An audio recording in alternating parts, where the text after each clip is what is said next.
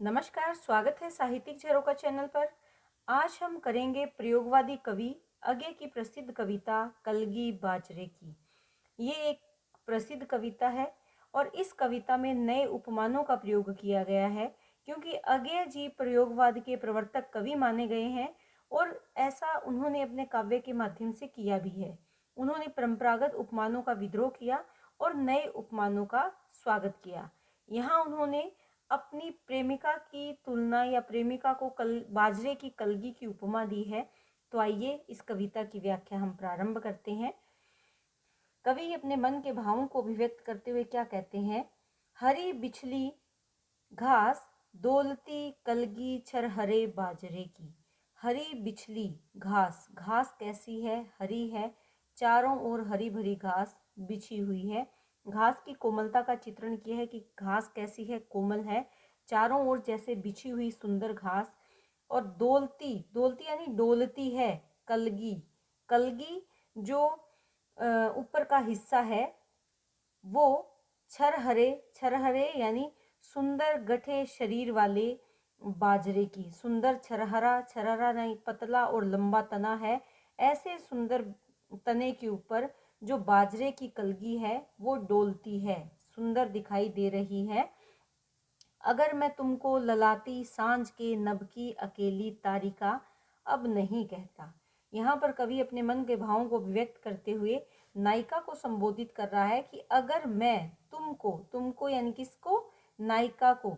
ललाती सांझ, लाल पड़ती हुई सांझ यानी लालिमा लिए हुए सांझ के नभ की, सांझ के समय के आकाश की अकेली तारिका।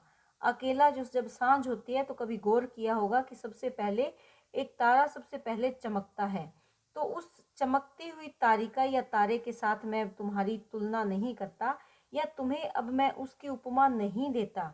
इस पंक्ति से क्या भाव अभिव्यक्त होते हैं कि जो परंपरागत रूप से कवियों ने अपनी नायिका की तुलना की है लाल सांझ में या लालिमा भरी सांझ में निकलते हुए तारे के साथ, उस चमक के साथ सुंदरता की है, तो कवि कहते हैं कि अब मैं तुम्हें उस तारे के समान नहीं मानता, उसके साथ मैं तुम्हें, उसकी उपमा मैं अब तुम्हें नहीं देता।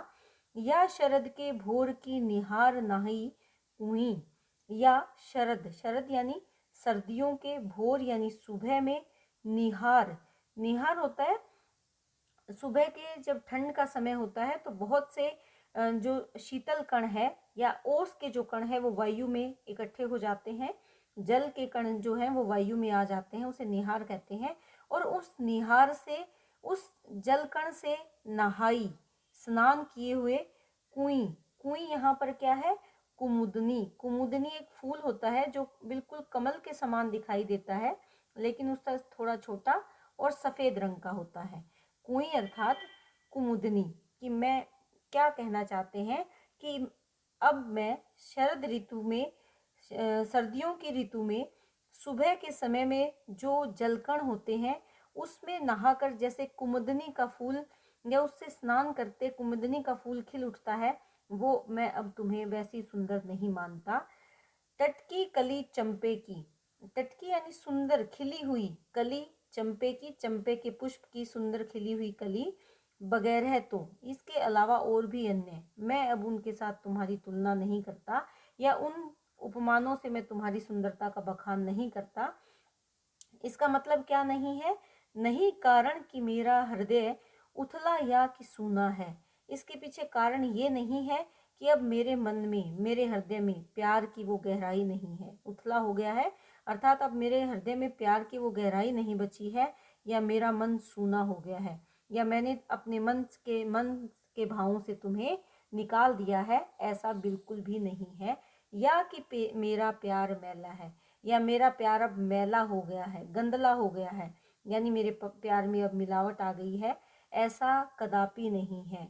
वो सिर्फ अपने मन के भावों को अभिव्यक्त करने के लिए नई उपमा देना चाहते हैं नायिका को। हरी बिछली सुंदर घास और बाजरे की छरहटी जो कलगी डोलते हुए दिखाई देती है, तो नायिका की तुलना भी कवि अब उसी के साथ करना चाहते हैं।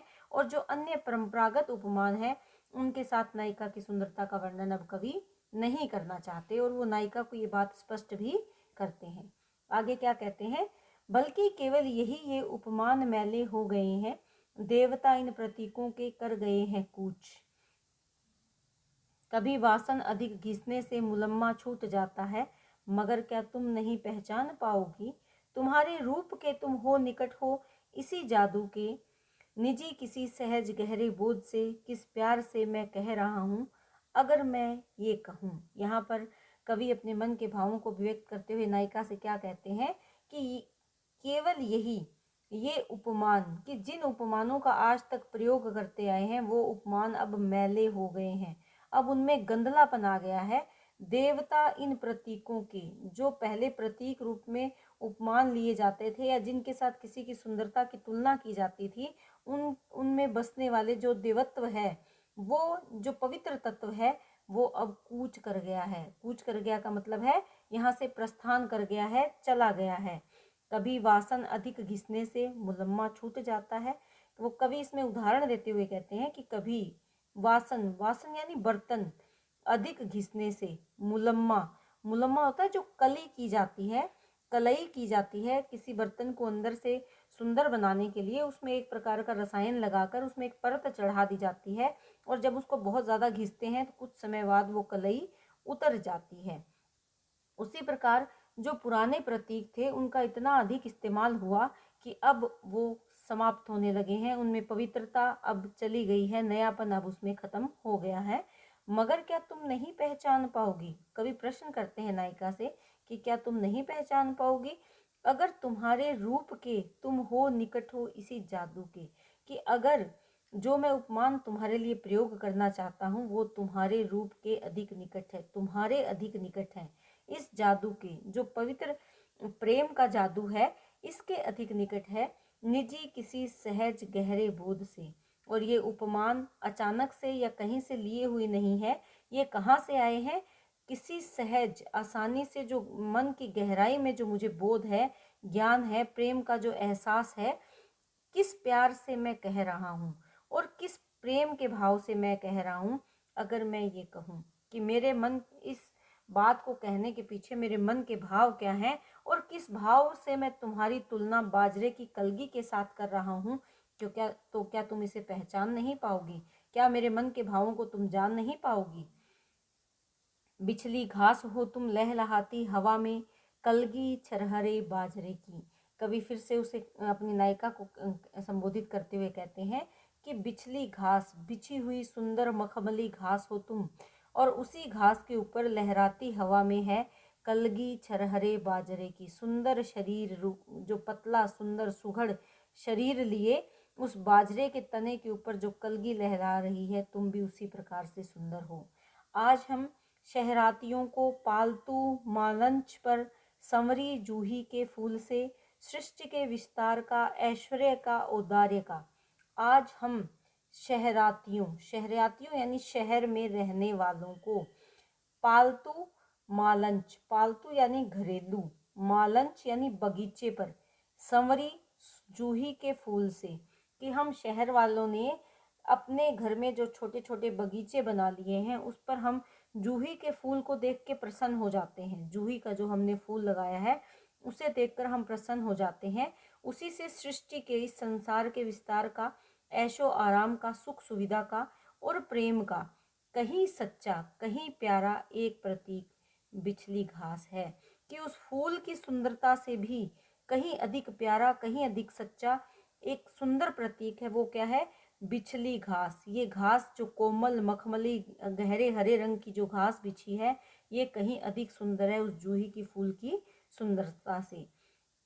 या शरद की सांझ के सूने गगन की पीठिका पर डोलती कलगी अकेली बाजरे की। या शरद की, सर्दियों की, शरद ऋतु की सांझ के सूने गगन की, जब सांझ ढलती है सर्दियों में तो वो सूनापन लिए होती है, पशु पक्षी इंसान सब वक्त रहते अपने घरों में चले जाते हैं तो उससे सांझ में एक सूनापन आ जाता है। तो ऐसे लगता है कि उसकी पीठिका पर, उसकी पीठ पर जाती हुई सांझ के पश्चात जो कलगी है वो अकेले डोलती हुई बाजरे की अपनी सुंदरता को बिखेर रही है, और उसी के समान जो नायिका है वो भी अपना सौंदर्य लिए हुए है। सुंदर छरहरे सुघड़ शरीर वाली नायिका का वर्णन यहाँ पर कवि ने किया है।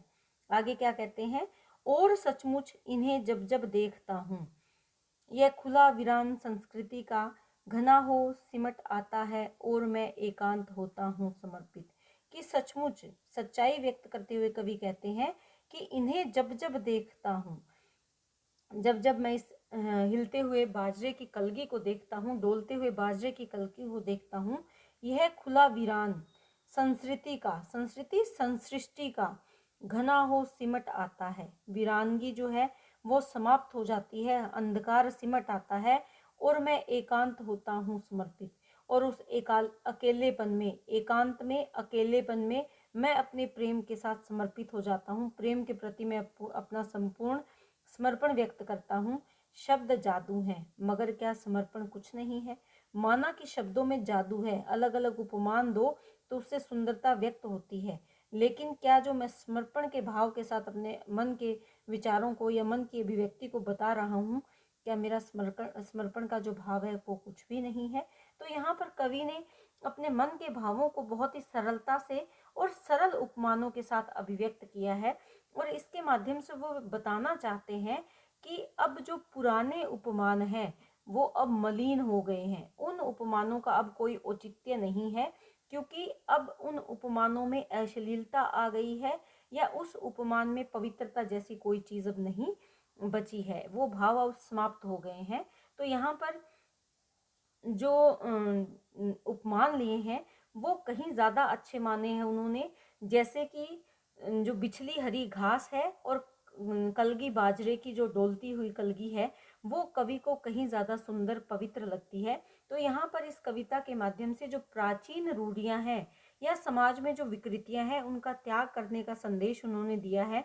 और वो ये मानते हैं कि हम जो परंपरागत विचारधाराओं से या परंपरागत रूढ़ियों से बंधे हुए हैं उनको हमें त्यागना चाहिए, नए विचार हमें ढूंढने चाहिए, नए उपमान हमें ढूंढने चाहिए, तभी काव्य में नवजीवन आ सकता है।